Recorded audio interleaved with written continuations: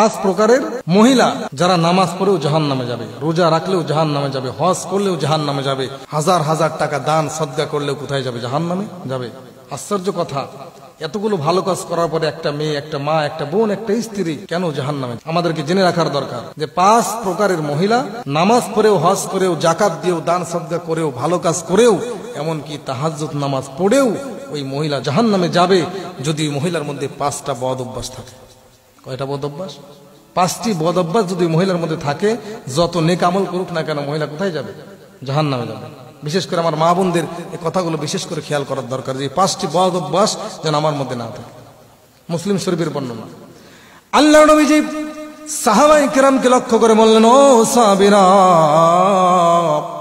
দুনিয়ার ভিতরে পাঁচ প্রকারের মহিলা এমন হবে, পাঁচটি বদ অভ্যাস যদি তাদের মধ্যে থেকে থাকে অবশ্যই তারা জাহান্নামে যাবে, আল্লাহ তাদের উপরে নারাজ হয়ে যাবে।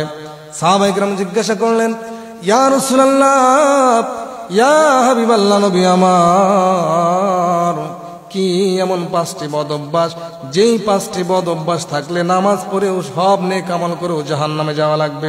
নবীজি জানিয়ে দিলেন, মুসলিমের বর্ণনা, এক নাম্বার, যেই নারী তার মাথার চুলগুলোকে খোলা রাখার অভ্যাস করে ফেলবে। যেই মহিলা তার মাথার চুলগুলোকে খোলা রাখবে, পরপুরুষের সামনে মাথায় কোনো ঘোমটা দিবে না, কাপড় দিবে না, নিজের চুলকে পরপুরুষকে সামনে নিয়ে পরপুরুষের সামনে গিয়ে দেখাবে, এমন মহিলা যত নেক আমল করুক না কেন জাহান্নামে যাওয়া লাগবে। পরপুরুষকে, এমনকি নিজের বাবার সামনেও যুবতী মেয়ে সব সময় মাথা খোলা রেখে বা বেপরদা হয়ে নিজের বাবার সামনেও সব সময় চলাফেরা করা জায়েজ হবে না, পরপুরুষ তো দূরের কথা। এজন্য এক নাম্বার, যেটা পাঁচটির মধ্যে এক নাম্বার হলো যে চুল খোলা রেখে, মাথা খোলা রেখে, মাথায় ঘুমটা না দিয়ে যেই মা, যেই বোন বাহিরে চলাফেরা করবে বা পর পুরুষকে চুল দেখাবে, এরকম ভাবে বেপরদা ভাবে চলাফেরা করবে, এই মহিলার কোন ইবাদত আল্লাহ তাআলার কাছে গ্রহণযোগ্য হবে না। দুই নম্বরে নবীজি বলছেন, যেই নারী তার স্বামীকে দেখলে মন খারাপ করবে, স্বামী ঘরে আসলে মনটা বেজার হয়ে যাবে, স্বামীকে কোনো মূল্যায়ন করবে না, স্বামীকে কোনো দাম দিবে না, স্বামীর বদনাম করবে, স্বামীর উপার্জনে খুশি হবে না, স্বামীর প্রশংসা করবে না, স্বামীকে তার পছন্দ হবে না, স্বামীকে ভালো লাগবে না, যার কারণে স্বামীর সঙ্গে খারাপ ব্যবহার করবে, স্বামীর সঙ্গে তৈতকারী কথা বলবে, স্বামীর সঙ্গে ঝগড়া করবে, ওই স্বামী যদি তার ব্যবহারে নারাজ হয়ে যায়, ওই মহিলার কোনো ইবাদত কবুল হবে না।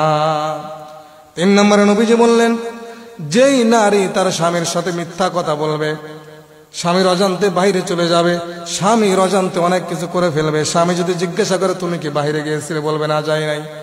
স্বামীর অজান্তে মানুষের সঙ্গে কথা বলবে, অন্য মানুষের সঙ্গে কথা বলবে, পর পুরুষের সামনে সংস্পর্শে তারা গ্রহণ করবে, পর পুরুষের সামনে চলাফেরা করবে, স্বামী যদি জিজ্ঞাসা করবে মিথ্যা বলবে স্বামীর সামনে।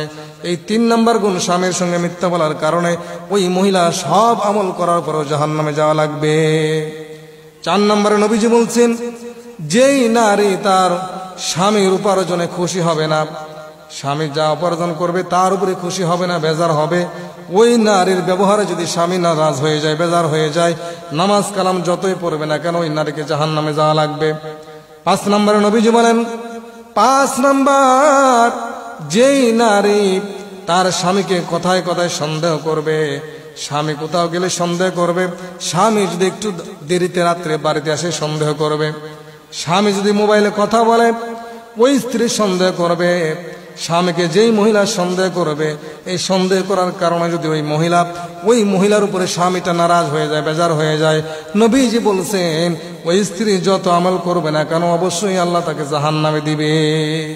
এই জন্য মা বোনদেরকে বলবো, পাঁচটি বদ অভ্যাস। এক নম্বরে, মাথা খোলা রেখে মাথার চুলকে পরপুরুষকে দেখানো যাবে না। দ্বিতীয় নম্বরে, স্বামীর অনুমতি ছাড়া বাহিরে যাওয়া যাবে না। তিন নম্বরে, স্বামীর সঙ্গে মিথ্যা কথা বলা যাবে না। চার নম্বরে, স্বামীর উপার্জনে খুশি হতে হবে এবং স্বামীকে কখনো সন্দেহ করা যাবে না। আম্মা জান আয়েশা রাদিয়াল্লাহু তাআলা আনহা, ওনার ঘরে একবার রাসূল করিম সাল্লাল্লাহু আলাইহি সাল্লাম ঘুমিয়ে আছেন। গভীর রজনীতে নবীজি ঘর থেকে বাহির হয়ে চলে গেলেন। আম্মা জান আয়েশা পিছনে পিছনে রসুলের পিছনে পিছনে হাঁটতে লাগলেন। আম্মা জান আয়েশা মনে মনে ভাবতে লাগলেন যে আজকের রজনীটা, আজকের রাতটা আমার ঘরে থাকার কথা, রসুল কোথায় যায় আমি একটু দেখি। নবীজি কিন্তু জানতেন বা দেখতেছেন যে আমার পিছনে কে আছে, আম্মা জান আয়েশা, আমার বিবি আয়েশা। নবীজি বলতেছেন আমার বিবি আয়েশা আমাকে ফলো করতেছে, আমি কোথায় যাই। আম্মা জান আয়েশা বলেন, এ দুনিয়ার মানুষেরা শোনো, আমি আমার হাবিবকে সন্দেহ করার মতো নাই। আমার হাবিবকে একটু সন্দেহ হলো, আমার নবী কোথায় যায়। আমি পিছনে পিছনে খেয়াল করে দেখলাম, আমি মনে করেছিলাম নবী অন্য বিবির ঘরে যাবে, কিন্তু আমি দেখলাম না না, আমার নবী অন্য বিবির ঘরে গেলেন না। আমার নবী জান্নাতুল বাকিতে গিয়ে সমস্ত কবরবাসীর জন্য দোয়া করতেছেন, আর কিয়ামত পর্যন্ত যত উম্মত দুনিয়াতে আসবে সবার জন্য মাগফিরাত কামনা করতেছে। আমি আয়েশা এই অবস্থা দেখে পিছনে চলে আসলাম। এরপরে রাসূল একটু পরেই যখন ঘরে আসলেন, বলেন, আয়েশা তুমি আমাকে ফলো করেছিলে, সন্দেহ জিনিসটা বড় খারাপ।